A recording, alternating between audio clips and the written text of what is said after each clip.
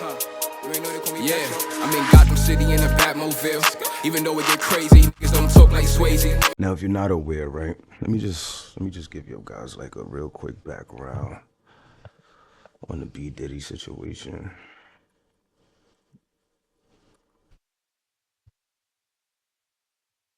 You guys a real quick background just to put things into context for you and everything like that. If you're not aware, let me see. There we go. There we go. I think right here could explain it way much more better than I could. Let's just check this out real quick for 2 seconds so I could give you guys some context behind what we're talking about. A tearful farewell today for a talented basketball star shot and killed in the Bronx. Welcome back. I'm Mary Calvi. I'm Maurice Dubois. Family and friends said their goodbyes today to 17-year-old Brandon Hendricks. The college-bound standout star was killed days after graduating from high school. CBS News' Christina Fan has more from his funeral in the Bronx. They hugged, then they cried. The pain so unbearable, some could hardly stand. As they walked up to Brandon Hendricks' casket to say their goodbyes, his coaches and friends wondered how a 17-year-old could die, doing everything right. Personally, I want to say I'm sorry. I felt like I failed him, and I'm sorry. Hendricks was a standout point guard in the Bronx with a big heart and infectious energy. He recently graduated from James Monroe High School and was planning to play ball at St. John's in the fall. On June 29th, while attending a friend's birthday barbecue, he was shot in the neck. He was not the intended target. We have to do better. We're killing each other.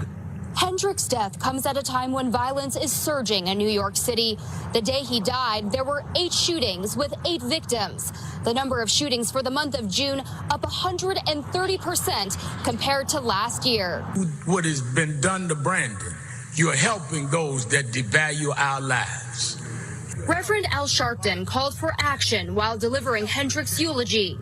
We hope that through his death, he could inspire this community, inspire the city, inspire young people to live like he did. Friends say his death already has. You're just gonna push me harder, even harder.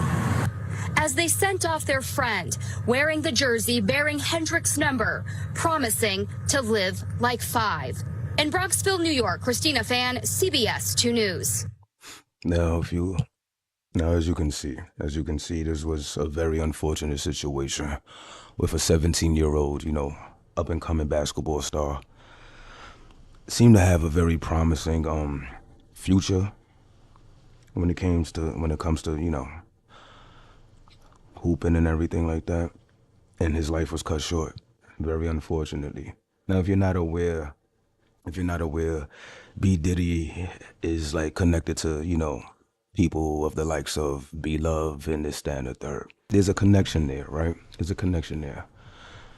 So it looks like some news came out. and it reads, as you can see on your screen, jury finds suspect guilty of manslaughter in the Bronx, shooting death of teenager Brandon Hendricks.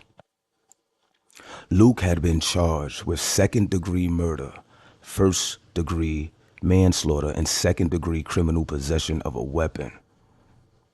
Brandon Hendricks was struck and killed by a stray bullet on June 28, 2020. He was only 17 years old. And this is the individual that we're speaking on. Now, apparently, he was not necessarily found guilty of murder, right? But manslaughter. And that's because, as you can see, what we just saw with the news clip that I just showed you guys, he wasn't the intended target, which makes this, whole situation even more sadder and everything like that. He wasn't the intended target from what we know and for what everyone says that's been around him. He wasn't in tune with no gang shit, you know what I'm saying? It was literally one of those wrong place, wrong time situations, and a 17-year-old lost his life. Now, I see some people kind of I see some people kind of implying that he should have got like straight murder. You know what I'm saying? Charged with murder when it came to this situation. And Brody, I'm telling you, when it comes to manslaughter, bro, if it was an accident, if it was like, look, boom, let me give you an example, right? There was this situation in Brooklyn where this guy pulled up on a bus. I forgot what bus it was, but he pulled up on the bus, right?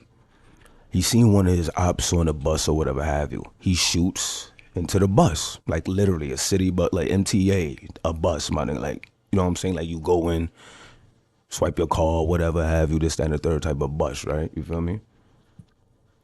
He shot somebody. I mean, he went in there to shoot his op. He seen his op in a bus. He tried to shoot at him, some real reckless, crazy shit. He winds up hitting a lady. He got off on manslaughter. So, I mean, like, I'm not sure if this was necessarily a situation where you're thinking to yourself, like, all right, he should have got murder, or if this is a win when it comes to the judicial system, or if this is, you know, a L. I'm not too sure. All I know is at the end of the day, as a civilian, it looks like justice was served to a certain extent.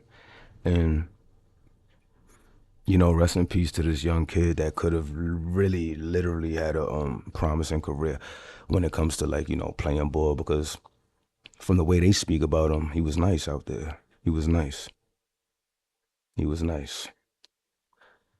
But yeah, man, it's just an unfortunate situation when you have kids that's this young, 17 years old, losing their life, bro. This your game and that shit never faze me. I be chillin', don't know why they hate me. Don't like in the streets, I be told no K's. Hit me and I'm quick to react like Swayze. I'm too different. Fuck these goofies, I'm stacking my chicken. I'm chatting these niggas some bitches. We send niggas back home with some stitches.